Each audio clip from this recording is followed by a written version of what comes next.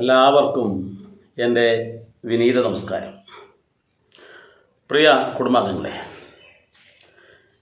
നമ്മുടെ കേരളത്തിലെ ദക്ഷിണ കൈലാസം എന്നറിയപ്പെടുന്നൊരു ക്ഷേത്രമുണ്ട്. ദക്ഷിണ കാശി എന്നറിയപ്പെടുന്നൊരു ക്ഷേത്രത്തെക്കുറിച്ച് ഞാൻ മുന്നേ പറഞ്ഞു. അത് കൊട്ടിയൂരാണ് എന്ന് പറഞ്ഞിട്ടുണ്ട്. എന്നാൽ ദക്ഷിണ കൈലാസം എന്നറിയപ്പെടുന്ന ഒരു ക്ഷേത്രം, ആ ക്ഷേത്രത്തിന് വളരെയേറെ പ്രാധാന്യമുണ്ട് കേട്ടോ. കാരണം 108 ശിവാലയങ്ങളിൽ ഒന്നാണ് എന്നുള്ള പ്രാധാന്യം മാത്രമല്ല അതിനുള്ളത്. അതിൻ്റെ ഏറ്റവും വലിയ പ്രത്യേകത എന്ന് വെച്ചാൽ ആ പേരും പെരുമയും പോലെ തന്നെ വലിയ ക്ഷേത്രക്കുളമാണ് ആ ക്ഷേത്രത്തിനുള്ളത്. എന്ന് വെച്ചാൽ 4 ഏക്കർ 32 സെൻറ്റ് സ്ഥലത്ത് വ്യാപിച്ച് കിടക്കുന്ന ഒരു ജല സ്രോതസ്. അതോടൊപ്പം തന്നെ ഈ ക്ഷേത്രത്തിൻ്റെ നേരെ മുന്നിലുള്ള ആ വലിക്കലുണ്ടല്ലോ, അതും വലിയ വലിക്കല്ല. അത്രയും വലിയൊരു വലിക്കല്ലേ അപൂർവം ക്ഷേത്രങ്ങളിൽ മാത്രമേ നമുക്ക് കാണാൻ കഴിയൂ. അതോടൊപ്പം തന്നെ ഈ ക്ഷേത്രത്തിന് ചുറ്റുമായിട്ടുള്ള മതിലുണ്ടല്ലോ, അതും ചെങ്കല്ലിൽ തീർത്തിട്ടുള്ള അതിബൃഹത്തായിട്ടുള്ള ഒരു മതിൽക്കെട്ടാണ്. ഇത് കൂടാതെയുള്ള പ്രത്യേകത എന്താണെന്നറിയോ? ഈ ക്ഷേത്രത്തിന് 4 തന്ത്രിമാരാണുള്ളത്. മറ്റേതെങ്കിലും ശിവക്ഷേത്രത്തിനോ അല്ലെങ്കിൽ കേരളത്തിൽ മറ്റെവിടെയെങ്കിലും ഇങ്ങനെ ഉണ്ടോ എന്ന് പോലും സംശയമാണ്. കേരളത്തിൽ നിന്നല്ല, ഭാരതത്തിൽ തന്നെ. അപ്പോൾ 4 തന്ത്രിമാരുള്ളത്, 3 മേൽശാന്തിമാരുള്ള ക്ഷേത്രം, കൊടിമരമില്ലാത്ത ക്ഷേത്രം. ഏതൊരു ക്ഷേത്രത്തിൻ്റെയും പ്രൗഢി എന്ന് പറയുന്നത് കൊടിമരമാണ്. എന്നാൽ കൊടിമരമില്ലാത്തൊരു ക്ഷേത്രം. ഇതൊന്നുമല്ല വേറെ പ്രത്യേകത. ഈ ക്ഷേത്രത്തിൻ്റെ അകത്തേക്ക് പകൽ സമയങ്ങളിൽ സ്ത്രീകൾക്ക് പ്രവേശനമേ ഇല്ല. രാത്രി 7:10 ശേഷം മാത്രം സ്ത്രീകൾക്ക് പ്രവേശനമുള്ള ഒരു ശിവക്ഷേത്രം.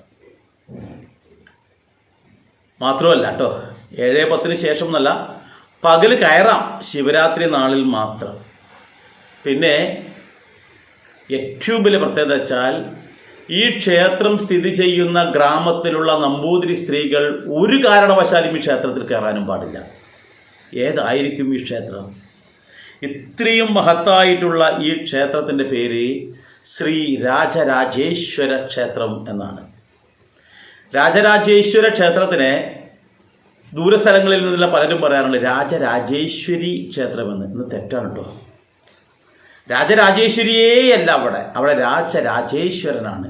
രാജാവിൻ്റെയും രാജാവിൻ്റെ സ്ഥാനത്ത് എന്ന് വെച്ചാൽ ചക്രവർത്തി സ്ഥാനം പോലെ തിളങ്ങി നിൽക്കുന്ന ഒരു ഈശ്വരീയ സങ്കല്പമാണ് ശ്രീ രാജരാജേശ്വരൻ്റേത്. ഈ ക്ഷേത്രത്തെക്കുറിച്ച് ഒരു അബദ്ധ കഥ പ്രചരിപ്പിക്കുന്നുണ്ട് പലരും.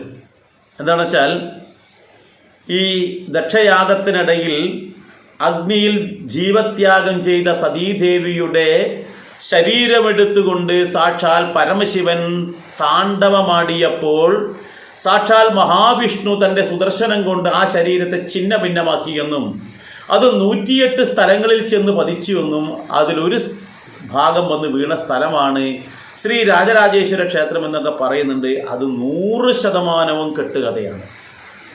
100% എന്ന് വെച്ചാൽ ആ ക്ഷേത്ര ചൈതന്യവുമായി ബന്ധപ്പെട്ട് പറയുന്ന കഥയുമായി നോക്കുമ്പോൾ ഒരു തരത്തിലുള്ള ബന്ധവുമില്ല. കാരണം എന്താണെന്നറിയാം? ഈ ക്ഷേത്രം ഇവിടെ വരാനൊരു പ്രാധാന്യമുണ്ട്. അത് പലർക്കും അറിയാത്തൊരു കാര്യമാണ്. നമ്മുടെ ശ്രീരാമൻ്റെയൊക്കെ എത്രയോ തലമുറകൾക്ക് മുമ്പുണ്ടായിട്ടുള്ള ഒരു രാജാവാണ്. എത്രയോ ശരി ചുരുങ്ങി തന്നെ ഒരു 10 or 25 തലമുറക്ക് മുമ്പുണ്ടായിട്ടുള്ള ഒരു രാജാവാണ് മാന്ധാതാവ് എന്ന് പറയുന്ന രാജാവ്. അപ്പോൾ ഈ മാന്ധാതാവ് എന്ന് പറയുന്ന രാജാവ് മക്കളില്ലാതെ ബുദ്ധിമുട്ട് അനുഭവിക്കുന്ന സമയത്ത് അദ്ദേഹത്തിൻ്റെ കുലഗുരുവിനോട് ഇതിനെന്താണ് പരിഹാരമെന്ന് ചോദിച്ചു. അപ്പോൾ അദ്ദേഹം പരിഹാരമായി പറഞ്ഞു കൊടുത്ത കാര്യം എന്താണെന്നറിയോ? ഭഗവാൻ ശിവനെ പ്രീതിപ്പെടുത്തി ആ ഭഗവാനിൽ നിന്നും ഒരു ശിവലിംഗം നീ വാങ്ങിക്കണം. ആ ശിവലിംഗത്തിന് വളരെയേറെ പ്രാധാന്യമുണ്ട്. അത് സാക്ഷാൽ പാർവതി ദേവി കൈലാസത്തിൽ വെച്ച് പൂജിക്കുന്ന ഒരു ശിവലിംഗമാണ്. അപ്പോൾ ആ ശിവലിംഗം നീ തപസ് ചെയ്ത് ഭഗവാനോട് ചോദിക്കണം. ഭഗവാനെ പ്രീതിപ്പെടുത്തി കഴിഞ്ഞാൽ പിന്നെ ഭഗവാൻ ഒന്നും നോക്കൂല. എത്ര പ്രിയപ്പെട്ട സാധനമായാലും അത് അങ്ങോട്ട് തരും. അപ്പോൾ അതുകൊണ്ട് എന്ത് വേണം? നീ നേരെ ഭഗവാനെ പ്രീതിപ്പെടുത്താൻ വേണ്ടി തപസ്സിന് പോവുക. എന്നിട്ട് ആ ശിവലിംഗം നീ പൂജിച്ചു കഴിഞ്ഞാൽ നിനക്ക് എന്തുണ്ടാവും? ആ മക്കളില്ലാത്ത ദുഃഖം ഇല്ലാതാക്കാൻ പറ്റും എന്നാണ് പറഞ്ഞു കൊടുത്തത്. ശരി, ആ തരത്തിൽ എന്ത് ചെയ്തു തരുമോ? ഈ മാന്ധാതാവ് ഗംഭീരമായ തപസ് നടത്തുകയും ആ തപസ്സിലൂടെ ശിവഭഗവാനെ പ്രീതിപ്പെടുത്തുകയും ശിവഭഗവാനോട് പറഞ്ഞു, അങ്ങയുടെ പത്നി കൈലാസത്തിൽ വെച്ച് ആരാധിക്കുന്ന ശിവലിംഗം ഉണ്ടല്ലോ, 3 ശ്രേഷ്ഠമായ ശിവലിംഗമുണ്ടെന്നാണ് കേട്ടിട്ടുള്ളത്. അതിൽ ഒരെണ്ണം എനിക്ക് വേണം. കാരണം ഞാൻ മക്കളില്ലാതെ ദുഃഖിക്കുന്നത് കണ്ട് എൻ്റെ കുലഗുരു പറഞ്ഞതാണ് ഈ ഒരു ആശയം. ആ ശിവലിംഗത്തെ പൂജിച്ചാൽ തന്നെ മക്കളില്ലാത്ത ദുഃഖമില്ലാതെയാകും എന്നാണ് പറയുന്നത്. അതുകൊണ്ട് അങ്ങ് എന്നോട് കനിവ് കാണിക്കണം എന്ന് പറയുന്നു. ശിവഭഗവാൻ പാർവതി ദേവിയുടെ ഇഷ്ടപ്രകാരം തന്നെ അതിലൊരു ശിവലിംഗം ഈ പറയുന്ന മാന്ധാതാവിന് കൊടുത്തു. ഈ ശിവലിംഗത്തിനൊരു പ്രത്യേകതയുണ്ട് എന്ന് ഞാൻ ആദ്യം പറഞ്ഞു. എന്താണെന്നറിയോ? ഈ സ്വപ്നാദേവി എന്ന് പറയുന്നൊരു ദേവിയുണ്ട്. അത് സാക്ഷാൽ സൂര്യദേവന്റെ ഭാര്യ. വിശ്വകർമാവിൻ്റെ പുത്രിയായിട്ടുള്ള സ്വപ്നാദേവിയെയാണ് ഈ പറയുന്ന സൂര്യദേവൻ വിവാഹം കഴിച്ചതായി പറയുന്നത്. അപ്പോൾ സൂര്യൻ്റെ കിരണങ്ങൾ കൊണ്ട് സഹിക്കാൻ പറ്റുന്നില്ല, ചൂട് അത്രയും കഠിനമായതുകൊണ്ട് സഹിക്കാൻ പറ്റാത്തതുകൊണ്ട് സൂര്യദേവനോട് കാര്യം പറയുകയും അപ്പോൾ അതിൻ്റെ കിരണങ്ങളുടെ ശക്തി കുറക്കുന്നതിനായിട്ട് ഈ വിശ്വകർമാവ് ക്ഷണോപാലം എന്ന് പറയുന്ന ഒരു യന്ത്രം കൊണ്ട് സൂര്യൻ്റെ കിരണങ്ങളെല്ലാം തന്നെ വെട്ടിയൊതുക്കി എന്നാണ് പറയുന്നത്. ആ സൂര്യകിരണങ്ങളുമായിട്ടുള്ള ആ തേജസ് ഉപയോഗിച്ചും കൊണ്ടാണ് നിരവധി അമൂല്യമായ വസ്തുക്കൾ ഉണ്ടാക്കിയതെന്ന് പറയപ്പെടുന്നു. അപ്പോൾ ആ അമൂല്യമായ വസ്തുക്കളിൽ പ്രധാനമായിട്ടുള്ളത് ഈ പറയുന്ന 3 ശിവലിംഗങ്ങളാണ്. ആദ്യം 3 ശിവലിംഗങ്ങളാണ് ഉണ്ടാക്കിയത്. അങ്ങനെ 3 ശിവലിംഗങ്ങൾ ഉണ്ടാക്കി അതിനുശേഷം ബാക്കി വന്ന കിരണങ്ങൾ ഉപയോഗിച്ചിട്ടും നിരവധി വസ്തുക്കൾ ഉണ്ടാക്കിയതായിട്ട് പറയുന്നുണ്ട്. അപ്പോൾ ആ അമൂല്യമായ വസ്തുക്കൾ എന്താണെന്ന് പലർക്കും സംശയം ഉണ്ടാവില്ലേ? അതിലൊന്ന് ഈ സൂര്യകിരണങ്ങൾ കൊണ്ടുണ്ടാക്കിയതാണ് സുദർശന ചക്രം, സാക്ഷാൽ വിശ്വകർമാവ്. അതുപോലെ തന്നെയാണ് ഭഗവാൻ ശിവന്റെ കയ്യിലുള്ള ത്രിശൂലം, അത് ഈ കിരണങ്ങൾ കൊണ്ടുണ്ടാക്കിയതാണ്. അതുപോലെ തന്നെയാണ് പുഷ്പക വിമാനം എന്ന് പറയുന്നതിൻ്റെ എല്ലാ സാധനങ്ങളും ഈ സൂര്യകിരണങ്ങൾ കൊണ്ടുണ്ടാക്കിയതാണ്. അതേപോലെ തന്നെയാണ് ശക്തി എന്ന് പറയപ്പെടുന്ന വേല്, അതും ഈ ശിവലിംഗം കൊണ്ടുണ്ടാക്കിയതാണ്. പിന്നെ ശിവലിംഗമല്ല, സൂര്യൻ്റെ കിരണങ്ങൾ കൊണ്ടുണ്ടാക്കിയതാണ്. തെറ്റിപ്പോയതാണ്. അപ്പോൾ ഈ പറയുന്ന ബാക്കി ആദ്യം ഞാൻ പറഞ്ഞു 3 ശിവലിംഗങ്ങൾ ഉണ്ടാക്കിയിട്ടുണ്ട് എന്ന്. ഈ 3 ശിവലിംഗങ്ങളും നേരെ ആർക്ക് കൊടുത്തു? പാർവതി ദേവിക്കാണ് കൊടുത്തത്. ഞാൻ നേരത്തെ പറഞ്ഞ ഓരോ കാര്യങ്ങൾ, പുഷ്പവിമാനം വൈശ്രവണ് കൊടുത്തതും മറ്റേ സുദർശനം മഹാവിഷ്ണുവിന് കൊടുത്തതും ത്രിശൂലം ശിവന് കൊടുത്തതും ശക്തി എന്ന് പറയുന്ന പേര് സുബ്രഹ്മണ്യന് കൊടുത്തതുമായിട്ടാണ് പുരാണങ്ങളിൽ പറയുന്നത്. അത് അവിടെ നിൽക്കട്ടെ. അപ്പോൾ ഈ പറയുന്ന ആ ശിവലിംഗം പാർവതി ദേവിയും ശിവഭഗവാനും കൂടി മാന്ധാതാവിന് കൊടുത്തപ്പോൾ അവരൊരു കാര്യം പറഞ്ഞു. എന്താണെന്നറിയോ? ഈ ശിവലിംഗം യാതൊരു കാരണവശാലും ഇന്നേ വരെയായിട്ട് ഒരു ശവം പോലും വീഴാത്ത പുണ്യഭൂമിയിലാണ് വെക്കേണ്ടത് എന്നാണ് പറഞ്ഞത്. അപ്പോൾ ശവം വീഴാത്ത സ്ഥലം നോക്കിയിട്ട് മാന്ധാതാവ് ഭാരതഭൂമിയിൽ ആകെ നടന്നു എന്ന് പറയുന്നത്. അവസാനം നടന്ന് ഈ പറയുന്ന സഹ്യാദ്രിയുടെ കുന്നിൻ ചെരുവിലൂടെയുള്ള യാത്രയ്ക്കിടയിലാണ് പരശുരാമനെ കണ്ടുമുട്ടുന്നത്. പരശുരാമൻ്റെ നിർദ്ദേശപ്രകാരമാണ് പരശുരാമൻ നിർമ്മിച്ചിട്ടുള്ള 64 ഗ്രാമങ്ങളിൽ ഏറ്റവും പ്രധാനമായിട്ടുള്ള പെരിഞ്ചല്ലൂർ എന്ന് പറയുന്ന ഗ്രാമത്തിലേക്ക് പോകാൻ വേണ്ടി പറയുന്നത്. അവിടെ നിങ്ങൾക്ക് പോയി കഴിഞ്ഞാൽ ഉചിതമായ സ്ഥാനം കണ്ടെത്താമെന്ന് പറഞ്ഞ് അങ്ങനെ ആ സ്ഥലത്തേക്ക് പോകുന്നു.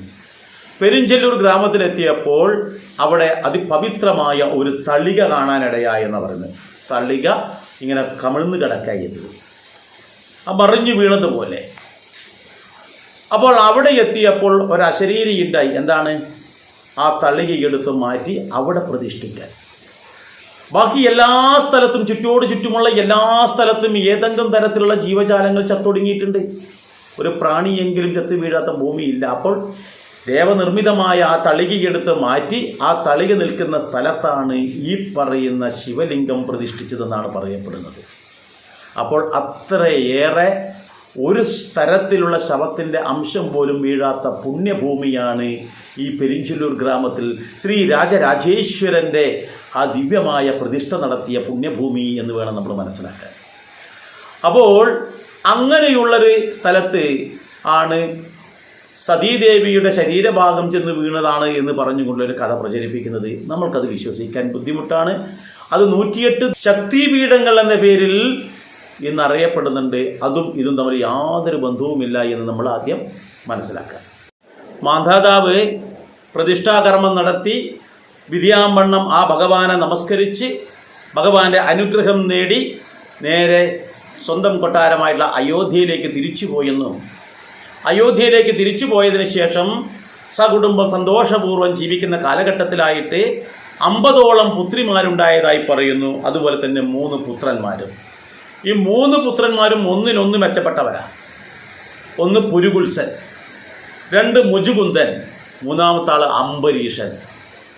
പുരാണത്തിൽ ഓരോ ആൾക്കും അതിൻ്റെതായ പ്രാധാന്യത്തോടു കൂടി ഈ പറയുന്ന ആൾക്കാരെ വർണ്ണിക്കുന്നതായി നമുക്ക് കാണാൻ കഴിയും. പക്ഷേ പിന്നീടുള്ള കാലഘട്ടത്തിൽ ഇവരിവിടെ ശിവലിംഗ പ്രതിഷ്ഠ നടത്തി അങ്ങോട്ട് പോയെങ്കിൽ പിന്നീട് ഇവരാരും ഇവിടത്തേക്ക് വന്നില്ല, തിരിച്ചു വന്നില്ല, വേണ്ട വിധത്തിൽ പരിപാലിച്ചില്ല എന്നർത്ഥം.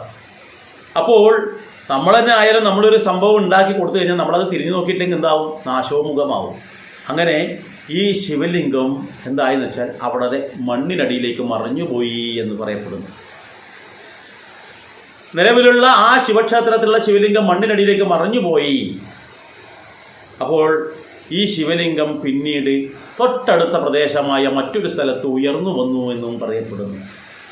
ആ ഉയർന്നു വന്ന സ്ഥലം ഞാൻ നേരത്തെ പറഞ്ഞു, രാജാവിൻ്റെയും രാജാവായിട്ടുള്ള രാജരാജേശ്വരനായിട്ടാണ് സങ്കല്പം. ആ ഉയർന്നു വന്ന സ്ഥലത്ത് അതിൻ്റെ മഹിമ മനസ്സിലാക്കിയിട്ട് അത് സാക്ഷാൽ രാജരാജേശ്വരനാണെന്ന് മനസ്സിലാക്കിയിട്ട് രാജരാജേശ്വരന് വേണ്ടി അവിടെ ഒരു കൊട്ടാരം പണിയിച്ചു അവിടെയുള്ള ആൾക്കാർ. ആ കൊട്ടാരമാണ് ഇന്ന് പൂക്കോത്ത് കൊട്ടാരം എന്ന പേരിൽ ഈ പറയുന്നതിൻ്റെ സമീപ സ്ഥലത്ത് സ്ഥിതി ചെയ്യുന്നത്. ഇന്ന് രാജരാജേശ്വര ക്ഷേത്രവും പൂക്കോത്ത് കൊട്ടാരവുമായി വളരെയേറെ ബന്ധമുണ്ട്. അതിലേക്കൊന്നും ഞാൻ കടക്കുന്നില്ല. അപ്പോൾ ഈ പറയുന്ന രാജരാജേശ്വരൻ്റെ ആ വിഗ്രഹം നിലവിൽ അന്ന് മാന്ധാതാവ് സൃഷ്ടിച്ച അത് ഇപ്പോഴും പൂക്കോത്ത് കൊട്ടാരത്തിൻ്റെ ആ കൊട്ടാരത്തിൻ്റെ ഉള്ളിൽ പ്രത്യേകം തയ്യാറാക്കിയ മണ്ഡപത്തിൻ്റെ ഉള്ളിലായിട്ട് മണ്ണിനടിയിൽ നിലനിൽക്കുന്നു എന്നുള്ളതാണ് മനസ്സിലാക്കാൻ കഴിഞ്ഞിട്ടുള്ളത്. അവിടെ നിരവധി ഭക്തന്മാർ ഇന്നും പോയിട്ട് ഈ ശ്രീ രാജരാജേശ്വരനായി സങ്കല്പിച്ചുകൊണ്ട് അവിടെ തൊഴുന്നുമുണ്ട്. അവിടെ നിൽക്കട്ടെ. പിന്നീട് തൊട്ട് താഴെയുള്ള പുരുകുൽസന് ശേഷമുള്ള മുജുകുന്ദൻ എന്ന് പറയുന്ന മാതാതാവിൻ്റെ പുത്രനെ രാജ്യത്ത് പലതരത്തിലുള്ള അനിഷ്ട സംഭവങ്ങൾ കണ്ടപ്പോൾ അതിന് പരിഹാരം തേടി കുലഗുരുവിനെ സമീപിച്ചു. കുലഗുരു പറഞ്ഞു, അച്ഛൻ പ്രതിഷ്ഠിച്ച ആ ക്ഷേത്രം നാശോമുഖമായിട്ടുണ്ട്. അവിടെ നീ ചെന്നിട്ട് പൂജാതി കർമ്മങ്ങൾ ചെയ്യണം. അവിടെ വേണ്ടുന്ന എല്ലാ കർമ്മങ്ങളും ചെയ്ത് ആ ക്ഷേത്രം പുനരുദ്ധരിക്കണം എന്ന് പറഞ്ഞു. എന്നാൽ മുജുകുന്ദൻ ഈ സ്ഥലത്തെത്തിയപ്പോൾ അവിടെ ഈ പറയുന്ന വിഗ്രഹങ്ങളൊന്നുമില്ല. കുലഗുരുവിനോട് കാര്യം പറഞ്ഞു. കാരണം അവിടെ പൂജ ചെയ്യണമെങ്കിൽ വിഗ്രഹമില്ല, എന്തു ചെയ്യും? ഇന്നത്തെ ഈ പ്രശ്നങ്ങൾ നമ്മുടെ ഈ കുടുംബത്തിലുള്ള അല്ലെങ്കിൽ രാജ്യം നേരിടുന്ന എല്ലാ വെല്ലുവിളികളെയും നേരിടണമെങ്കിൽ അത് പ്രതിഷ്ഠ പൂജ നടത്തിയേ പറ്റൂ. വീണ്ടും വസിഷ്ഠ നിയോഗത്താൽ ഈ മുജുകുന്ദൻ ശിവഭഗവാനെ പ്രീതിപ്പെടുത്തിക്കൊണ്ട് തപസ്സനുഷ്ഠിക്കുകയും രണ്ടാമതുള്ള ശിവലിംഗം കൂടി വാങ്ങിച്ചു കൊണ്ടുവന്ന് ഇതേ സ്ഥാനത്ത് വീണ്ടും പ്രതിഷ്ഠിച്ചു എന്നാണ് പറയപ്പെടുന്നത്. അങ്ങനെ 2 പ്രതിഷ്ഠ നടത്തിയ ഒരു പുണ്യഭൂമിയാണത്.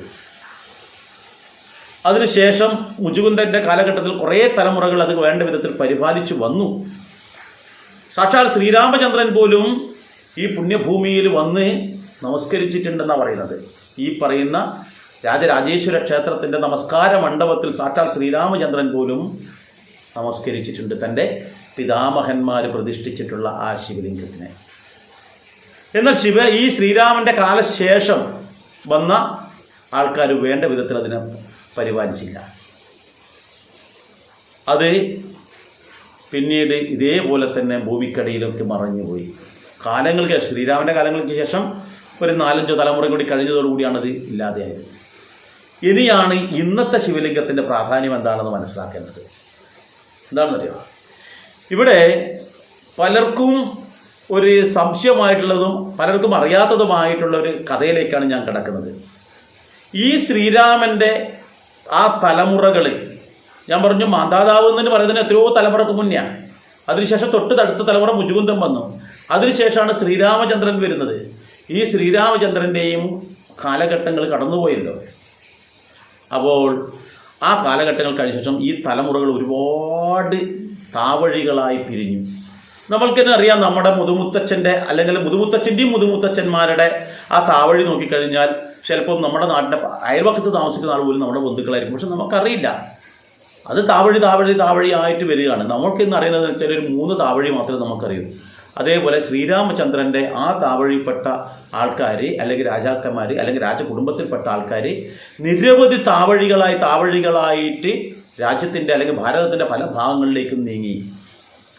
അതിൽ ഒരു താവഴിയിൽപ്പെട്ട വിഭാഗം ഒരവസരത്തിൽ തോണിയിൽ ഏഴുമല എന്ന് പറയുന്ന സ്ഥലത്തേക്ക് എത്തിച്ചേർന്നു എന്നാണ് പറയുന്നത്.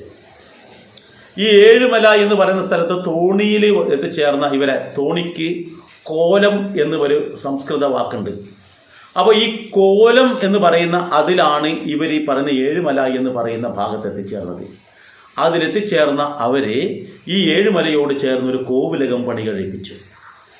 അവരെയാണ് കോലത്തിരികൾ. കോലത്തിൽ വന്ന ആൾക്കാരായതുകൊണ്ട് ഈ ശ്രീരാമ വംശജരായ ആൾക്കാരെ വിളിക്കുന്നതാണ്, അവരുടെ പരമ്പരയിൽ വിളിക്കുന്ന രാജവംശത്തിൽ പിറന്നവരെയാണ് കോലത്തിരികൾ എന്ന് വിളിക്കുന്നതെന്നാണ് ഞാൻ മനസ്സിലാക്കിയിട്ടുള്ളത്.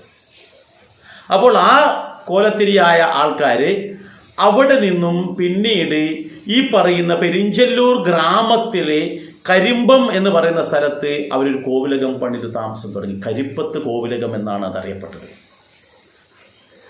അവിടെ നിന്ന് വീണ്ടും അവരെന്ത് ചെയ്തു, അവിടെ താമസം മാറ്റി കണ്ണൂര് ചിറക്കൽ എന്ന് പറയുന്ന ഒരു സ്ഥലത്തെത്തി ചിറക്കൽ കോവിലകം സ്ഥാപിച്ച് അവിടെ അവർ താമസമാക്കി. ഇത് ഞാൻ ഈ ഒരു വിഷയത്തെക്കുറിച്ച് സമഗ്രമായി പഠിച്ചപ്പോൾ മനസ്സിലാക്കാൻ കഴിഞ്ഞ കാര്യമാണ്. അപ്പോൾ ആ വിഭാഗത്തിൽപ്പെട്ടിട്ടുള്ള അവരുടെ ഈ പരമ്പരയിൽപ്പെട്ട ഒരു രാജാവാണ് ശതസോമൻ എന്ന് പറയുന്ന കോലത്തിരി. ഈ ശതസോമനാണ് ഈ രാജരാജേശ്വര ക്ഷേത്രത്തിൻ്റെ ഇന്നത്തെ പ്രൗഢിയിലേക്ക് കൊണ്ടുവരാൻ പ്രധാനമായിട്ടും പ്രയത്നിച്ച ആൾ. ഈ കോലത്തിരിയായിട്ട് ഇവിടെ വന്ന അല്ലെങ്കിൽ കോലത്തിൽ വന്ന തോണിയിൽ വന്ന ഈ വിഭാഗത്തിലെ ആൾക്കാരെ ആദ്യം അറിയപ്പെട്ടത് മൂഷിക വംശ രാജാക്കന്മാരെന്നാണ്. അവരാണ് പിന്നീട് ഇന്നീ കാണുന്ന കോലത്തിരികളായിട്ട് മാറിയത്, മൂഷിക വംശത്തിലെ രാജാക്കന്മാർ. അവരിൽ മൂഷിക വംശ കാവ്യം എന്ന് പറയുന്ന വലിയൊരു കാവ്യം തന്നെയുണ്ട്. അതിൽ വളരെ പ്രധാനമായിട്ട് ഒരുപാട് ചരിത്ര സംഭവങ്ങൾ നമുക്കതിലൂടെ കാണാൻ കഴിയും. അപ്പോൾ അതിൽ ഈ ശ്രീരാമൻ്റെ തലമുറയിൽപ്പെട്ട ഒരു രാജാവായിട്ടുള്ള ശതസോമൻ ഈ പറയുന്ന രാജരാജേശ്വര ക്ഷേത്രത്തിലെത്തുമ്പോൾ അവിടെ ഈ പറയുന്ന ശിവലിംഗം ഇല്ല. അതും മണ്ണിനടിയിലേക്ക് മറഞ്ഞു പോയിരുന്നു. ഞാൻ നേരത്തെ പറഞ്ഞു. 3ാമത്തെ ശിവലിംഗം ഈ ശതസോമനാണ് സാക്ഷാൽ പരമശിവനെ തപസ് ചെയ്ത് പ്രീതിപ്പെടുത്തി ആ 3ാമത്തെ ശിവലിംഗവും വാങ്ങിച്ചു കൊണ്ടുവന്ന് ഈ പറയുന്ന രാജരാജേശ്വര ക്ഷേത്രത്തിൽ പ്രതിഷ്ഠിച്ചത്. അവിടെ രാജരാജേശ്വര ക്ഷേത്രത്തിൽ പ്രതിഷ്ഠിക്കുന്ന അവസരത്തിൽ ഒരു തരത്തിലും ആ പ്രതിഷ്ഠ അവിടെ ഉറക്കുന്നില്ല എന്നാണ് പറയുന്നത്. അപ്പോൾ അങ്ങനെ ആ പ്രതിഷ്ഠ ഉറക്കാത്ത അവസരത്തിൽ അവിടെ ഋഷിതുല്യരായിട്ടുള്ള പരശുരാമൻ വന്നിട്ടുണ്ട്. അതുപോലെ തന്നെ അഗസ്ത്യ മുനി അവിടെ എത്തിച്ചേർന്നിട്ടുണ്ട്. അപ്പോൾ ഇത് ഈ ശിവലിംഗം വെക്കുന്ന സമയത്ത് ഇങ്ങനെ ആടിക്കളിക്കാൻ ഉറച്ചൊരു സ്ഥലത്ത് നിൽക്കുന്നില്ല, പീഠത്തിൽ നിൽക്കുന്നില്ല എന്ന് കണ്ടപ്പോൾ അവിടെ അഗസ്ത്യ മുനി ഒരു നിർദ്ദേശം വെച്ചു. എന്താണെന്നറിയോ? കാമധേനുവിനെ കറന്നെടുക്കുന്ന പാലിൽ നിന്ന് നെയ്യ് ഉണ്ടാക്കണം. ആ നെയ്യ് ഉണ്ടാക്കിയിട്ട് ആ നെയ്യ് ഉപയോഗിച്ച് ഇവിടെ ഒരു വിളക്ക് കൊളുത്തി വെക്കണം അടുത്ത് തന്നെ. എന്നിട്ടോ അതിനുശേഷം ശ്രീ രുദ്രമന്ത്രം ജപിച്ച് അതിനോടൊപ്പം അശ്വമേധ മന്ത്രവും ചൊല്ലി 12 തവണ നമസ്കരിച്ചു. അവർ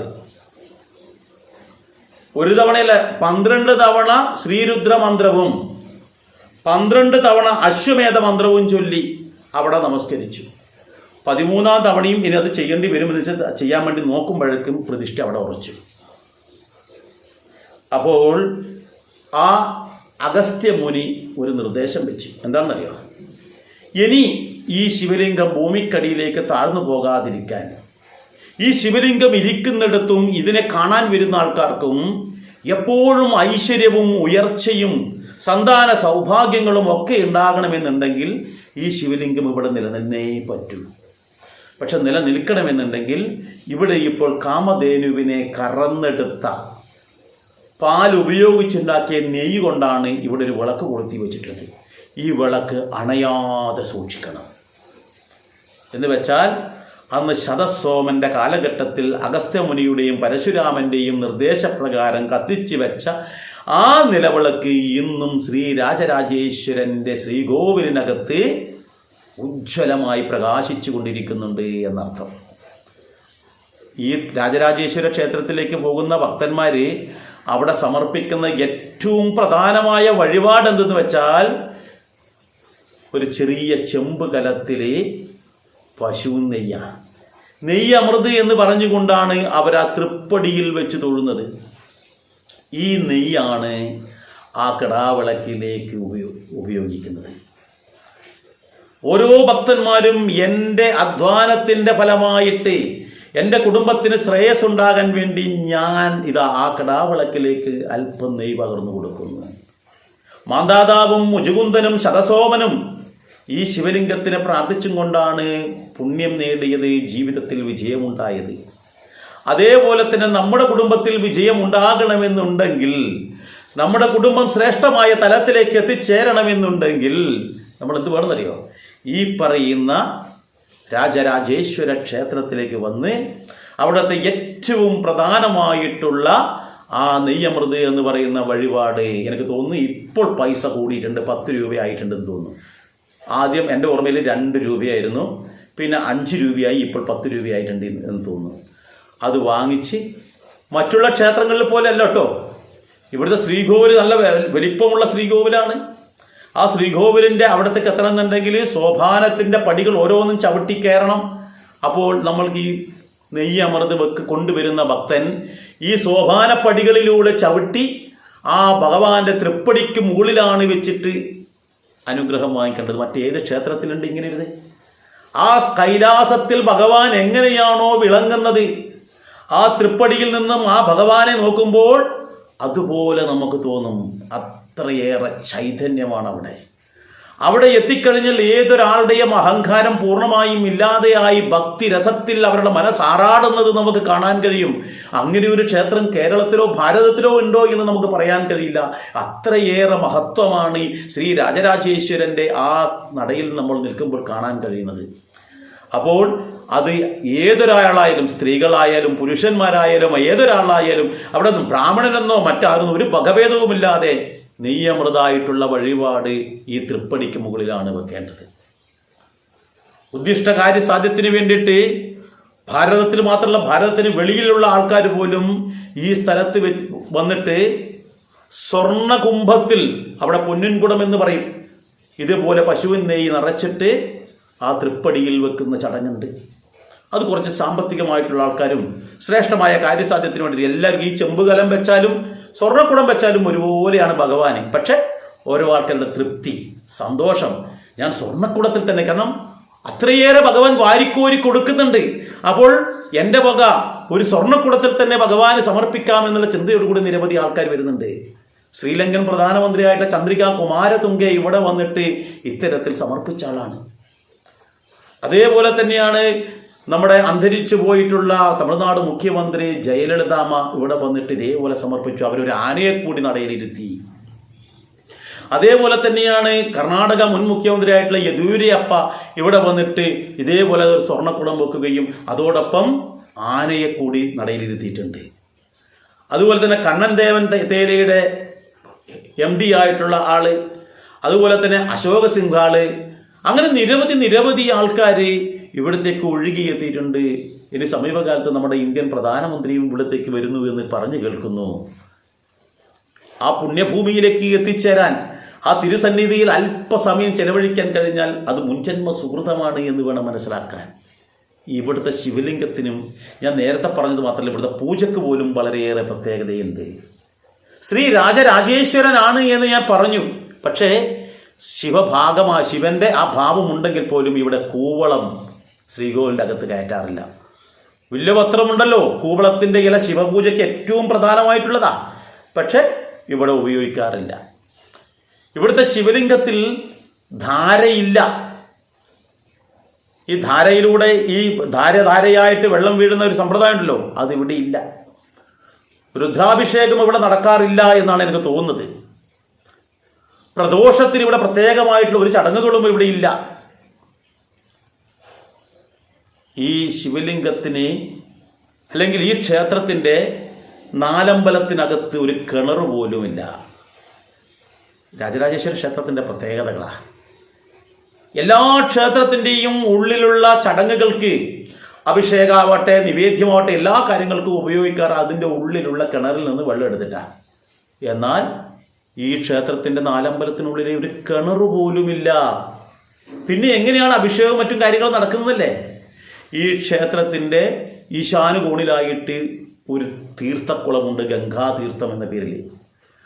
അവിടെ നിന്നും വെള്ളം വലിയ കുട്ടകത്തിൻ്റെ അകത്ത് തണ്ടിലെടുത്തുകൊണ്ട്, 2 നമ്പൂതിരിമാർ തണ്ടിലെടുത്തുകൊണ്ട് പുലർച്ചെ കൊണ്ടുവരും വലിയ കുട്ടകത്തിനകത്ത്. ആ കൊണ്ടുവരുന്ന വെള്ളം ഉപയോഗിച്ചാണ് അവിടെ അഭിഷേകവും പൂജാതി കർമ്മങ്ങളും ഒക്കെ നടക്കുന്നത്. എല്ലാം വ്യത്യസ്തമായിട്ടുള്ള ഒരു അനുഭവം. ഇങ്ങനെയുള്ള ഒരു ക്ഷേത്രം നമുക്ക് മറ്റെവിടെയും കാണാൻ കഴിയില്ല എന്നർത്ഥം. ഈ ക്ഷേത്രത്തെക്കുറിച്ച് നിരവധി ഗ്രന്ഥങ്ങളിലാണ് വിവരിച്ചിട്ടുള്ളത്. ബ്രഹ്മാണ്ഡ പുരാണത്തിൽ നിലവിൽ നമുക്കറിയാം, അത് ഒരുവിധ ആൾക്കാരെല്ലാം വായിക്കുന്നുണ്ട്. അതിൽ നിരവധി ക്ഷേത്രങ്ങളെക്കുറിച്ചും പറയുന്നുണ്ട്. എന്നാൽ ആധികാരികമായിട്ട് ഈ ക്ഷേത്രത്തിൻ്റെ മഹത്വത്തെക്കുറിച്ച് മനസ്സിലാക്കാൻ പറ്റുന്ന ഒരു ചെമ്പോല എന്ന് പറയുന്നത്, താമ്രശാസനം എന്ന് പറയുന്ന ഒരു സംഭവം കിട്ടിയിട്ടുണ്ടായിരുന്നു. അത് AD 345 ലഭിച്ചിട്ടുള്ള താമ്രശാസ്ത്രമാണ്. ഇതുകൂടാതെ ചെല്ലൂർ നാഥോദയം ചമ്പു എന്ന് പറയുന്ന ഒരു ഗ്രന്ഥമുണ്ട്. അതിൽ ഈ ക്ഷേത്രത്തെക്കുറിച്ച് പറയുന്നു. കേരള മാഹാത്മ്യം എന്ന് പറയുന്ന ഒരു ഗ്രന്ഥമുണ്ട്. അതിൽ ഈ ക്ഷേത്രത്തെക്കുറിച്ച് പറയുന്നുണ്ട്. കേരളോൽപ്പത്തി എന്ന് പറയുന്ന ഒരു ഗ്രന്ഥമുണ്ട്. ചരിത്ര ഗ്രന്ഥമാണ്, ആദ്യത്തെ ചരിത്ര ഗ്രന്ഥം എന്ന് വേണമെങ്കിൽ പറയാം നമ്മുടെ കേരളത്തെക്കുറിച്ചുള്ള. അതിലും ഈ ക്ഷേത്രത്തെക്കുറിച്ചാണ് ഏറ്റവും കൂടുതൽ വർണ്ണിക്കുന്നത്. കേരള മാഹാത്മ്യത്തിലും അതെ. അതുപോലെ തന്നെയാണ് പതിറ്റിപ്പത്ത് എന്ന് പറയുന്ന ഗ്രന്ഥം, കോകില സന്ദേശം എന്ന് പറയുന്ന ഗ്രന്ഥം, ചെല്ലുപിരാൻ സ്തുതി എന്ന് പറയുന്ന ഗ്രന്ഥം, ചെല്ലൂർ ഈശവിലാസം എന്ന് പറയുന്ന ഈ ഗ്രന്ഥമുണ്ട്. ലക്ഷ്മി പുരേശ സ്തോത്രം, കേരള ആചാരദീപിക, പിന്നെ നമുക്കെല്ലാം അറിയപ്പെടുന്ന മലബാർ മാനുവൽ പോലുള്ള ഗ്രന്ഥം. ഇതിലെല്ലാം തന്നെ രാജരാജേശ്വര ക്ഷേത്രത്തെക്കുറിച്ച് വർണ്ണിക്കാൻ നിരവധി പേജുകളാണ് മാറ്റിവെച്ചിട്ടുള്ളത്. അപ്പോൾ ഈ ഭഗവാന്റെ സന്നിധിയിലേക്ക് എത്തുന്ന ഭക്തജനങ്ങൾ ഈ ഭഗവാനെ പല പേരിലൂടെയും വിളിക്കുന്നുണ്ട്. കാരണം ഓരോ ആൾക്കാരുടെ അനുഭവത്തിലൂടെയാണ് വിളിക്കുന്നത്. ഐശ്വര്യപ്രഭു എന്ന് വിളിക്കുന്നുണ്ട്. ഐശ്വര്യം തരുന്ന പ്രഭു എന്ന വിധത്തിൽ ഐശ്വര്യപ്രഭു എന്ന് വിളിക്കുന്നു. പെരുഞ്ചെല്ലൂർ അപ്പൻ എന്ന് വിളിക്കുന്നുണ്ട്. പെരുഞ്ചെല്ലൂർ പെരുമാൾ എന്ന് വിളിക്കാറുണ്ട്. പെരുമാൾ എന്ന് പറഞ്ഞാൽ രാജാവ് എന്നുള്ള സങ്കല്പത്തിലാണ്. തൃക്കോവിലപ്പൻ എന്ന് വിളിക്കാറുണ്ട്. തൃക്കോവിലപ്പൻ എന്ന് പല സ്ഥലത്തുള്ള പല ദേവന്മാരെയും വിളിക്കുന്നുണ്ട്. പക്ഷെ ഇവിടെയും വിളിക്കുന്നുണ്ട്. അതോടൊപ്പം തന്നെയാണ് ഞാൻ നേരത്തെ പറഞ്ഞ ശ്രീ രാജരാജേശ്വരൻ എന്നും വിളിക്കുന്നു. ചില ആൾക്കാർ രാജരാജേശ്വരി എന്ന് വിളിക്കുന്നത് തെറ്റാണ്. ഞാൻ നേരത്തെ പറഞ്ഞു, ആ പെരിഞ്ചെല്ലൂർ ഗ്രാമം പരശുരാമൻ ഉണ്ടാക്കിയ 64 ഗ്രാമങ്ങളിൽ ഏറ്റവും പ്രധാനമാണ് പെരിഞ്ചെല്ലൂർ ഗ്രാമം എന്ന് പറഞ്ഞു. ആ പെരിഞ്ചെല്ലൂർ ഗ്രാമത്തിലാണ് ശവം വീഴാത്ത ഒരു പുണ്യമായ സ്ഥലത്താണ് ഇത് പ്രതിഷ്ഠിച്ചതെന്ന് പറഞ്ഞു. ആ പ്രതിഷ്ഠിക്കുന്നിടത്ത് ഒരു തളികയുണ്ടായിരുന്നു. ആ തളികയെടുത്ത് മാറ്റി അവിടെയാണ് പ്രതിഷ്ഠിച്ചതെന്ന് പറഞ്ഞു. അതിൻ്റെ താഴെ അങ്ങനെ തളിക മാറ്റി വെച്ച ആ ഒരു സ്ഥലമായതുകൊണ്ട് തളികവട്ടപ്പറമ്പ് എന്നും പിന്നീട് അത് ലോപിച്ച് തളിപ്പറമ്പായി എന്നും പറയപ്പെടുന്നു. അപ്പോൾ ഇവിടെ തളിപ്പറമ്പത്ത് അപ്പൻ എന്നും ഈ ഭഗവാനെ വിളിക്കുന്നുണ്ട്. അതോടൊപ്പം ലക്ഷ്മീപുരേശൻ എന്നും വിളിക്കുന്നുണ്ട്. ലക്ഷ്മീപുരേശൻ എന്ന് വിളിക്കുമ്പോൾ നമ്മളെല്ലാവരും ചിന്തിക്കും, അതെന്തിനാ ലക്ഷ്മീപുരേശൻ എന്ന് വിളിക്കുന്നത്? ശിവക്ഷേത്രമല്ല, അവിടെ ഇങ്ങനെ ലക്ഷ്മിക്ക് പ്രാധാന്യം വന്നത് എന്ന് നമ്മൾ ചിന്തിക്കും. ലക്ഷ്മീപുരേശൻ എന്ന് വിളിക്കാൻ കാരണം അവിടെ ഈ ക്ഷേത്രത്തിൽ മുൻകാലങ്ങളിൽ 64 ദിവസം നീണ്ടു നിൽക്കുന്ന ഉത്സവങ്ങളാണ് ഉണ്ടായിരുന്നത്. ഈ 64 ദിവസം നീണ്ടു നിൽക്കുന്ന ഉത്സവം എന്ന് പറഞ്ഞാൽ 64 കുടുംബക്കാരായിരുന്നു ഇവിടുത്തെ ഉത്സവം നടത്തിയിരുന്നത് എന്നർത്ഥം. അപ്പോൾ ഈ ഉത്സവം കാണാൻ വേണ്ടിയിട്ട് സർവ്വദേവന്മാരും എത്തിച്ചേരുമെന്ന് പറയുന്നത്. കാരണം എന്താ? രാജരാജേശ്വരനാണ്. മാത്രവുമല്ല പാർവതി ദേവി പൂജിച്ച വിഗ്രഹമാണ്. മാത്രവുമല്ല കൈലാസത്തിൽ നിന്ന് കൊണ്ടുവന്ന ക്ഷേത്രമാണ് അല്ലെങ്കിൽ പ്രതിഷ്ഠയാണ്. അതുകൊണ്ടാണ് ദക്ഷിണ കൈലാസം എന്നുകൂടി വിളിക്കപ്പെടുന്നത്. അപ്പോൾ ആ ക്ഷേത്രത്തിലെ ഉത്സവത്തിന് സർവ്വദേവന്മാരും എത്തിച്ചേരാറുണ്ട് എന്നാണ് പറയപ്പെടുന്നത്. അങ്ങനെ ഒരു ദിവസം ഈ ഉത്സവം കാണാനായിട്ട് വൈകുണ്ഠത്തിൽ നിന്നും സാക്ഷാൽ നാരായണനും നാരായണിയും ലക്ഷ്മി ദേവിയും മഹാവിഷ്ണുവും പുറപ്പെടാൻ തയ്യാറായി. ഈ അവസരത്തിൽ അവരവിടുന്ന് ഇറങ്ങാൻ നേരത്താണ് നാരദൻ അവിടത്തേക്ക് വരുന്നത്, വൈകുണ്ഠത്തിലേക്ക്. അപ്പം ലക്ഷ്മി ദേവി പറഞ്ഞ് എന്ന് പറഞ്ഞ് ഞാൻ അങ്ങോട്ട് നടക്കാം, അങ്ങ് അവിടത്തേക്ക് എത്തിച്ചേർന്നാൽ ഇപ്പോൾ ഉത്സവം തുടങ്ങുമല്ലോ, അല്ലെങ്കിൽ കാണാൻ പറ്റാതെ ആയിപ്പോകുമല്ലോ എന്ന് പറഞ്ഞു. അങ്ങനെ മഹാവിഷ്ണുവിൻ്റെ അനുവാദത്തോടു കൂടി ഈ ലക്ഷ്മി ദേവി ഈ പെരിഞ്ചല്ലൂർ ഗ്രാമത്തിലെ ഉത്സവം കാണാൻ വന്നു എന്നാണ് പറയുന്നത്. അങ്ങനെ ഉത്സവം കാണാൻ വേണ്ടി വന്നപ്പോൾ ശിവഭഗവാന്റെ മനസ്സിലുണ്ടായത് മറ്റൊരു ചിന്തയായിരുന്നു. കാരണം ലക്ഷ്മി ദേവി എവിടെയാണോ ഉള്ളത് അവിടെ ഐശ്വര്യം, സമ്പത്ത്, ശ്രേയസ് ഒക്കെ വിളയാടുമെന്നാണ് പറയുന്നത്. അപ്പോൾ അതുകൊണ്ട് തന്നെ ഈ ലക്ഷ്മി ദേവിക്കും കൂടി ഇവിടെ സ്ഥാനം കൊടുത്താൽ, ലക്ഷ്മി ദേവിയും കൂടി ഇവിടെ ഇരിപ്പുറപ്പിച്ചു കഴിഞ്ഞാൽ ഈ ക്ഷേത്രം അല്ലെങ്കിൽ ഈ സ്ഥലം ഐശ്വര്യ സമ്പൂർണ്ണമാകുമല്ലോ എന്ന് ഭഗവാൻ ചിന്തിച്ചു. എന്നിട്ട് എന്ത് ചെയ്തു എന്നറിയോ? ഈ സാക്ഷാൽ പരമശിവൻ ആ ശ്രീകോവിലിൻ്റെ അകത്ത് സാക്ഷാൽ നാരായണന്റെ രൂപത്തിൽ അങ്ങോട്ടിരുന്നു. ലക്ഷ്മി ദേവി വന്നിട്ട് ഈ നടക്കിൽ നിന്ന് നോൽക്കുമ്പോൾ കാണുന്ന എന്താണെന്നറിയോ? അതിനുള്ളിൽ സാക്ഷാൽ നാരായണൻ മഹാവിഷ്ണുവിനെയാണ് കാണുന്നത്. അയ്യോ, എൻ്റെ നാഥൻ എന്നോട് പോയിക്കോളൂ എന്ന് പറഞ്ഞിട്ട് ഇത്രയും പെട്ടെന്ന് ഇവിടെ എത്തിച്ചേർന്നോ എന്നുള്ള ചിന്തയിൽ, തൻ്റെ നാരായണനാണ് എൻ്റെ നാഥനാണ് എന്നുള്ള ചിന്തയോടുകൂടി ഈ പറയുന്ന ലക്ഷ്മി ദേവി അങ്ങോട്ടേക്ക് പോകുന്നു. അങ്ങോട്ടേക്ക് കടന്ന ഉടൻ തന്നെ ഈ പറയുന്ന ശിവഭഗവാൻ പുറകിലുള്ള വാതിൽ അങ്ങോട്ട് അടച്ചു, പുറത്തേക്ക് പോകണ്ട. എന്നിട്ട് ലക്ഷ്മിയോട് പറയാണ്, ഇത് അങ്ങ് ഇവിടെ വാണരുളണം, അങ്ങയുടെ സാന്നിധ്യം ഇവിടെ ആവശ്യമാണ്, അതുകൊണ്ടാണ് ഞാനിത് തടഞ്ഞത് എന്ന്. അപ്പോൾ ലക്ഷ്മി ദേവി അവിടെ പൂട്ടിയിട്ട വിധത്തിലായി. ഈ അവസരത്തിലാണ് ഈ പറയുന്ന നാരായണൻ അവിടെ എത്തിച്ചേരുന്നത്. മഹാവിഷ്ണുവിന് കാര്യം മനസ്സിലായി, ലക്ഷ്മി ദേവി അതിൻ്റെ ഉള്ളിലാണുള്ളത്. ഇനി ആ ലക്ഷ്മി ദേവി എങ്ങനെ പുറത്തു കൊണ്ടുവരും? അങ്ങനെയാണ് ഈ സാക്ഷാൽ നാരായണൻ സുബ്രഹ്മണ്യന്റെ രൂപം ധരിച്ചു ആ നടക്കിൽ നിന്നു. ശിവഭഗവാന് പുത്രവാത്സല്യമുണ്ടായി. ശിവഭഗവാൻ തൻ്റെ പൊന്നുമോനാണെന്ന് കരുതി ആ സുബ്രഹ്മണ്യനായിട്ടുള്ള കുമാരനെ വാരിയെടുത്തു, ഈ ശ്രീകോവിലിൻ്റെ അകത്ത് കൊണ്ടുപോയി തൻ്റെ മടിയിലിരുത്തി. അങ്ങനെ ഉത്സവം നടന്നുകൊണ്ടിരിക്കുന്ന ആ പൂജാതി കാര്യങ്ങളൊക്കെ നടന്നുകൊണ്ടിരിക്കുന്ന അവസരത്തിൽ ഈ കുമാരനായ സുബ്രഹ്മണ്യനായിട്ടുള്ള നാരായണൻ കഞ്ചത്തിൽ ലക്ഷ്മി ദേവിയെയും കൊണ്ട് പുറത്തേക്ക് വന്നു. ശിവഭഗവാൻ കാര്യം മനസ്സിലായി, ലക്ഷ്മി ദേവിയെ ആർക്കെങ്കിലും തടഞ്ഞിടാൻ പറ്റുമോ? ഐശ്വര്യത്തിന് തടഞ്ഞിടാൻ പറ്റണമെന്നുണ്ടെങ്കിൽ അവിടെ ജ്യേഷ്ഠ വേണം, അവിടെ മൂദേവി വേണം, അവിടെ ഐശ്വര്യമില്ലാത്തൊരു അന്തരീക്ഷം ഉണ്ടാവണം. അത് ആർക്കും പറ്റില്ലല്ലോ. അപ്പോൾ അതുകൊണ്ട് തന്നെ ഈ ഐശ്വര്യ ദേവതയായ ലക്ഷ്മി ദേവിയെ പുറത്തേക്ക് പോയി ഇനി എന്തെങ്കിലും ഇവിടെ നിലനിൽക്കണം. ശിവഭഗവാൻ നാരായണനോട് പറഞ്ഞു, ലക്ഷ്മി ദേവിയെ ഇവിടെ ചൈതന്യം എപ്പോഴും ഉണ്ടാകുന്ന വിധത്തിൽ അവരുടെ സാന്നിധ്യം ഇവിടെ ഉണ്ടാകാൻ വേണ്ടി അനുഗ്രഹിക്കണം എന്ന് പറയുന്നു. അങ്ങനെ ആ ലക്ഷ്മി ദേവിയുടെ ഐശ്വര്യം അവിടെ, അല്ലെങ്കിൽ ആ ചൈതന്യം അവിടെ നിലനിർത്തുന്ന തരത്തിൽ ലക്ഷ്മി ദേവി അനുഗ്രഹവും കൊടുത്തു. അന്നു മുതലാണ് ഈ സ്ഥലത്തിന് ലക്ഷ്മീപുരം എന്ന പേരിലും അറിയപ്പെട്ടത് എന്നർത്ഥം. ഇപ്പോഴും വിഷു നാളിലും അതുപോലെ ശിവരാത്രി നാളിലും ഈ ഒരു ചടങ്ങ് അവിടെ നടക്കുന്നുണ്ട്. ഏത്? സാക്ഷാൽ നാരായണൻ ഈ ക്ഷേത്രത്തിലേക്ക് എഴുന്നള്ളുന്നതായിട്ട്, ലക്ഷ്മി ദേവിയെ കൊണ്ടുപോകാൻ എഴുന്നള്ളുന്നതായിട്ട് ഇപ്പോഴുമുണ്ട്. തൊട്ടടുത്ത തൃച്ചംബരം ശ്രീകൃഷ്ണ ക്ഷേത്രത്തിൽ നിന്നും പരിവാരങ്ങളോടുകൂടി ഈ സന്നിധിയിലേക്ക് എത്തിച്ചേരുകയും ആ ശിവഭഗവാനും ഈ പറയുന്ന നാരായണനും കൂടിയിട്ടുള്ള ഉത്സവമേളങ്ങൾ ആ വിഷുവിന് അവിടെ നടക്കുന്നുണ്ട്. പിന്നീട് വിഷുവിനും അതുപോലെ തന്നെ തൃച്ചംബരം ഉത്സവം നടക്കുന്ന, അല്ലെങ്കിൽ ശിവരാത്രി നാളിൽ തൃച്ചംബരം ഉത്സവത്തിനല്ല, ശിവരാത്രി നാളിൽ ഇവരവിടത്തേക്ക് വരുന്നു. ശിവരാത്രി നാളിൽ അവിടെ വന്നിട്ട് ആ ലക്ഷ്മി ദേവിയും കൂട്ടിക്കൊണ്ടു പോകുന്നതായിട്ടൊരു ചടങ്ങ് അവിടെ നടക്കുന്നുണ്ട് ഇപ്പോഴും. അതുകൊണ്ട് ഇവിടെ ഈ ശ്രീകോവിലിൻ്റെ അകത്ത് നാരായണനും ശിവഭഗവാനും ഒന്നിച്ചു വിളയാടിയത് കൊണ്ട് അവിടെ ശങ്കരനാരായണ ഭാവത്തിലും അവിടെ പൂജ നടക്കുന്നുണ്ട്. എന്ന് വെച്ചാൽ വ്യാഴത്തിൻ്റെ അധിപനായിട്ടും അവിടെ പൂജ നടക്കുന്നു.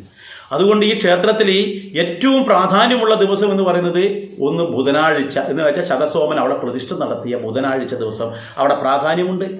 രണ്ട്, ശങ്കരനാരായണ ഭാവമായതുകൊണ്ട് വ്യാഴാഴ്ച വളരെയേറെ പ്രാധാന്യമുണ്ട്. അതുപോലെ തന്നെ ശനീശ്വരൻ്റെ അധിപൻ എന്ന രീതിയിൽ ശനിയാഴ്ച ദിവസവും ആ ക്ഷേത്രത്തിൽ വളരെയേറെ പ്രാധാന്യമുണ്ട്. അപ്പോൾ ഈ തരത്തിൽ ലക്ഷ്മീപുരേശൻ എന്ന വിധത്തിലും ഈ ഇവിടുത്തെ ദേവനെ വിളിക്കുന്നു. അതോടൊപ്പം ശ്രീ നീലകണ്ഠ പെരുമാളെ എന്നും ഈ പറയുന്ന ശിവഭഗവാനെ അഭിസംബോധന ചെയ്യുന്നുണ്ട്. അപ്പോൾ ഞാൻ നിങ്ങളോട് പറയുന്നത് എന്താണെന്ന് വെച്ചാൽ, ഈ രാജരാജേശ്വര സന്നിധിയിലേക്ക് ഒരു നിമിഷമെങ്കിലും എത്തിച്ചേരാൻ പറ്റിയാൽ അത് മുൻജന്മ സുഹൃതമായിരിക്കും. കൈലാസത്തിലേക്ക് പോകുന്ന അതേ പ്രാധാന്യം തന്നെയാണ് ഇവിടെയുള്ളത്. നമ്മൾക്ക് ആർക്കും കൈലാസത്തിലേക്ക് എത്തിച്ചേരാൻ പറ്റില്ല. ദൂരെ നിന്ന് കൈലാസം കാണാനേ പറ്റൂ. അതൊരു പ്രതിഭാസമാണ്. നിശ്ചിത ഉയരം മാത്രമേ ഉള്ളൂവെങ്കിൽ പോലും ഹിമാലയത്തിൽ കയറി എവറസ്റ്റ് കൊടുമുടി കീഴടക്കിയിട്ടുണ്ട്. പക്ഷെ കൈലാസമാകുന്നതിലേക്ക് കടക്കാൻ പറ്റിയിട്ടില്ല. അവിടെ ഒരു വിമാനത്തിനും പോകാൻ പറ്റിയിട്ടില്ല എന്നുള്ളത് യാഥാർത്ഥ്യമാണ്. അപ്പോൾ നമുക്ക് മനസ്സുകൊണ്ട് അതിനെ സ്മരിച്ചുകൊണ്ട് ആ കൈലാസനാഥനായിട്ടുള്ള ദക്ഷിണ കൈലാസമായിട്ടുള്ള കണ്ണൂർ ജില്ലയിലെ പെരിഞ്ചല്ലൂർ ഗ്രാമമായിട്ടുള്ള തളിപ്പറമ്പിലുള്ള ഈ പറയുന്ന രാജരാജേശ്വരൻ്റെ സന്നിധിയിലേക്ക് എല്ലാവർക്കും പോകാൻ പറ്റിയാൽ അത്രയേറെ പുണ്യമാണ്. അവിടെ എത്തിച്ചേരണം. അവിടെ താമസിക്കാൻ സൗകര്യവും കാര്യങ്ങളൊക്കെ ഉണ്ട്. മറ്റുള്ള കാര്യങ്ങൾ അവിടെ വരേണ്ട വഴിയും മറ്റുള്ള കാര്യങ്ങളും അവിടുത്തെ ചടങ്ങുകളും പ്രധാന വഴിപാടുകളും അതുപോലെ തുടർന്ന് അവിടെ നടന്ന സംഭവങ്ങൾ, അത്ഭുത സംഭവങ്ങളും ആ ക്ഷേത്രവുമായി അനുബന്ധമായിട്ടുള്ള പല ചരിത്രങ്ങളും ഒക്കെ തന്നെ ഞാൻ മറ്റൊരു വീഡിയോയുമായി മറ്റൊരു അവസരത്തിൽ വരുന്നതായിരിക്കും. ഏതായാലും നിങ്ങൾക്ക് ക്ഷേത്രവുമായി ബന്ധപ്പെട്ട് എന്തെങ്കിലും സംശയമുണ്ടെങ്കിൽ നിങ്ങൾക്ക് താഴെ കമൻറ്റ് ബോക്സിൽ രേഖപ്പെടുത്താം. അതും കൂടി ഉൾപ്പെടുത്തിയിട്ടായിരിക്കും അടുത്ത വീഡിയോ വരിക. ഏതായാലും കൊട്ടിയൂരിൽ പോകുന്ന ആൾക്കാർക്ക് ഇവിടെ വന്ന് തൊഴുതിട്ട് പോകുമ്പോഴാണ് ഒരു പൂർണ്ണത കിട്ടുന്നതെന്നും പറയപ്പെടുന്നുണ്ട്. ഈ രാജരാജേശ്വര ക്ഷേത്രവുമായി ബന്ധപ്പെട്ട് കേരളത്തിനകത്തും പുറത്തുമായിട്ട് നിരവധി ക്ഷേത്രങ്ങളുണ്ട്. ആ ക്ഷേത്ര മാഹാത്മ്യമെല്ലാം തന്നെ നമുക്ക് അടുത്ത വീഡിയോയിൽ പറയാം. ഏതായാലും മറ്റൊരു വീഡിയോയുമായി മറ്റൊരു അവസരത്തിൽ വരാം. എല്ലാവർക്കും നന്ദി, നമസ്കാരം.